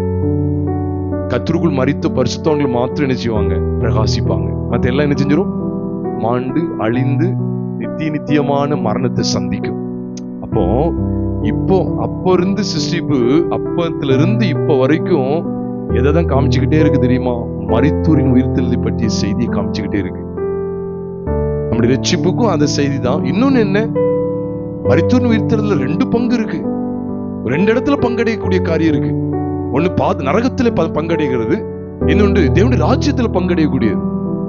அதுக்கும் இந்த சிருஷ்டிப்பை என்ன செஞ்சுட்டு இருக்காரு? காமிச்சுக்கிட்டே இருக்க. இன்னைக்கு வரைக்கும் நீங்க பாக்குற செடி கொடி மரங்கள் எல்லாம் அந்த உலகத்தெல்லாம் பார்த்துட்டு இருக்கோம். பூமியில் உள்ள எல்லாத்தையும் சிருஷ்டிப்பை பார்த்துட்டே இருங்க. இதெல்லாம் எதை காமிச்சுக்கிட்டு தெரியுமா? நான் அக்கினிக்கு இரையாக வைக்கப்பட்டிருக்கேங்கிறத காமிச்சுக்கிட்டே இருக்கு. மரித்தோரின் உயிர்த்தெழுதல் வரும்போது அந்த பூமியை எல்லாத்தையும் நினைச்சுப்பாரு. அதை தொடர்ந்து பூமி எல்லாத்தையும் நினைச்சுவாரு, அழிப்பா. கர்த்தருடைய நியாயத்தீர்ப்பு நாள் இது நடக்கும். அப்படிதானே போட்டிருக்கு. அக்கினிக்காக நான் வைக்கப்பட்டிருக்கேங்கிறது அதையும் காமிச்சு கொடுக்கு. அப்ப என்ன அர்த்தம்? அப்போ என்ன செய்வாங்க? கிறிஸ்துவுக்குள் மரித்தோர் முதலாவது எழுந்திருப்பாங்க. இதெல்லாம் நடக்க போகுது. சிருஷ்டிப்பு எல்லாம் காமிச்சு கொடுக்கு. ஏன்னா அவர் தான் ஆதியும் மரித்தோர்ல இருந்து எழுந்த முதற் பேருமானவர். அப்ப அவர் எப்படி மரித்தோர்ல இருந்து எழுந்தள்ளினாரோ அதே போல கடைசி நாட்கள்ல கிறிஸ்துவுக்குள் மரித்தவர்கள் எழுந்திருப்பார்கள். இதுக்கும் எதைத்தான் வச்சிருக்காரு? சிருஷ்டிப்பு தான் வச்சிருக்கிறார். சுத்தி சுத்தி இந்த சிருஷ்டிப்பிலேயே ஆண்டவர் என்ன செய்கிறார்? காரியங்கள் எல்லாம் நமக்கு காண்பித்து கொடுக்கிறார். பிரியமானவர்களே, இதைத்தான் நாம் வேதத்துல நாம் பார்க்கும்போது இதை தொடர்ந்து நம்ம இந்த சிருஷ்டிப்பை தொடர்ந்து உள்ள காரியத்தை நான் 1வது அதிகாரத்துல சுருக்கமாய் சொல்லி முடிக்கிறேன். ஏற்கனவே இது தியானிக்கப்பட்ட வசனங்களா இருக்கிறதுனால நான் துரிதமாய் சொல்லி 1-2-3 நிமிடங்களை நான் முடிக்கிறேன். ஆதியாகமம் 1வது அதிகாரம் 26, 27, 28 ஆகிய வசனங்களை பார்க்கும்போது சிஷ்டிப்பு எல்லாத்தையும் காமிச்சு கொடுக்கிற இடத்துல சகலத்தையும் சிஷ்டித்து யாருடைய பாதத்துக்கு கீழ்ப்படுத்தினாரா? மனுஷனுடைய பாதத்துக்கு அதை கீழ்ப்படுத்தினாரா? 28ஆம் வசனத்துல பார்க்கிறோம். சகலத்தையும் என்ன செய்யறாரு? அவனுடைய பாதத்துக்கு கீழ்ப்படுத்தி சகல ஜீவ ஜந்துக்களையும் என்ன செய்யுங்க, ஆண்டு கொள்ளுங்கள் என்று சொல்லி தேவன் அவர்கள் என்ன செய்தாரா? ஆசீர்வதித்தார். எல்லாத்தையும் கீழ்ப்படுத்துகிறார். இதைத்தான் சங்கீதம் 8ஆம் சங்கீதத்துல சொல்லும் போதும் அங்கேயும் சொல்றார் பாருங்க. 8ஆம் சங்கீதத்துக்கு வேதத்தை திருப்பிக் கொள்ளலாம். அங்கே 8வது சங்கீதத்துல 4ஆம் வசனத்திலிருந்து அல்லது 3ஆம் வசனத்திலிருந்து பாருங்க, நான் வாசிக்கிறேன். 8வது சங்கீதம் 3ஆம் வசனத்திலிருந்து. உமது விரல்களின் கிரியாகிய உம்முடைய வானங்களையும் நீர் ஸ்தாபித்த சந்திரனையும் நட்சத்திரங்களையும் நான் பார்க்கும்போது, நல்ல கவனிங்க, எதை பார்க்கும்போது? ஒட்டுமொத்தமா சொல்லுங்க, சிருஷ்டிப்புகளை பார்க்கும்போது. அப்படித்தானே?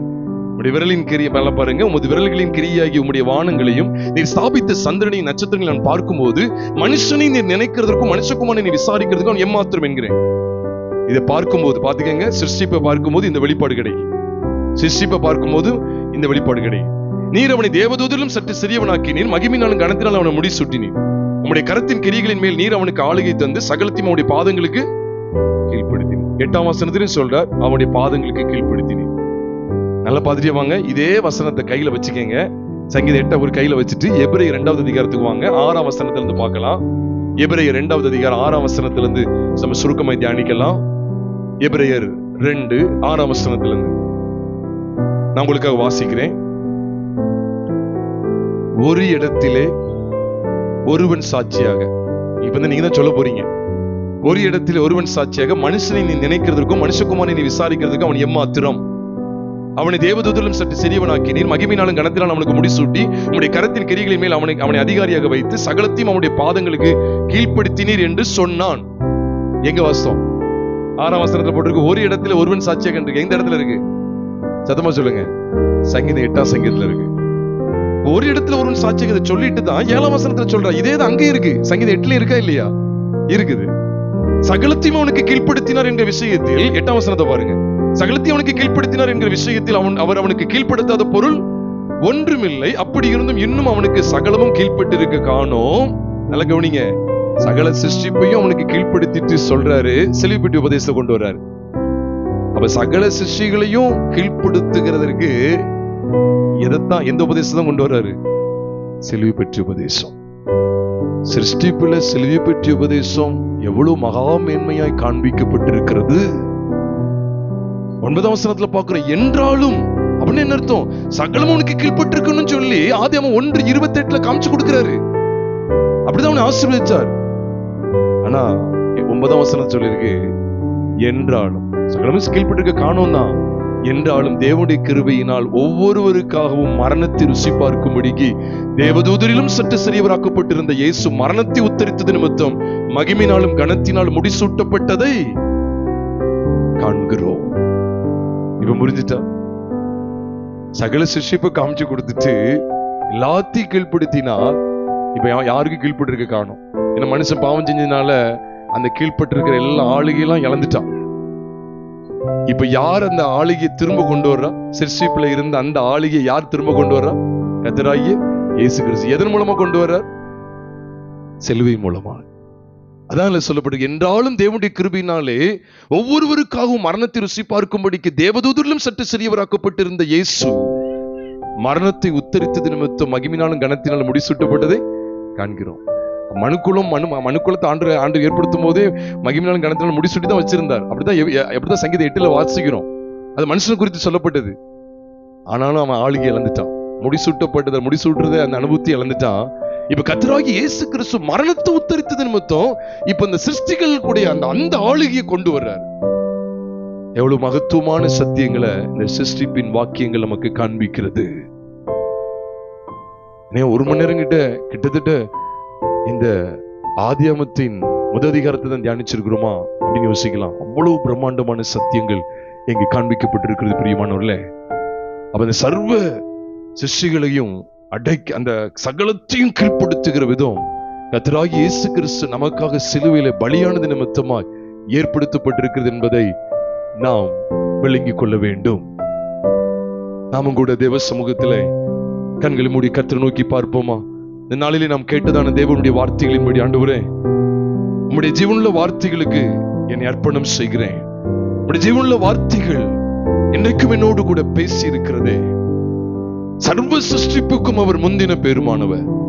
எல்லாவற்றுக்கும் முதன்மையா வெளிச்சத்தை தேவன் ஏற்படுத்தி இருந்தா, எல்லாவற்றிற்கும் மேலாக கிறிஸ்துவே அந்த வெளிச்சமாய் இருக்கிறார் என்கிற அந்த வெளிப்பாட்டை நாம் அறிந்து கொள்ள அழைக்கப்பட்டிருக்கிறோம். சர்வ சிருஷ்டிப்பிலையும் தேவன் வைத்திருக்கிற சிலுவை பற்றிய உபதேசத்தை இன்றைக்கு நாம் கேட்டிருக்கிறோமே. நம்மை அர்ப்பணம் செய்வோமா? இருக்கிற இடத்துல எல்லாரும் தேவ சமூகத்துல நம்மை ஒப்பு கொடுப்போம்.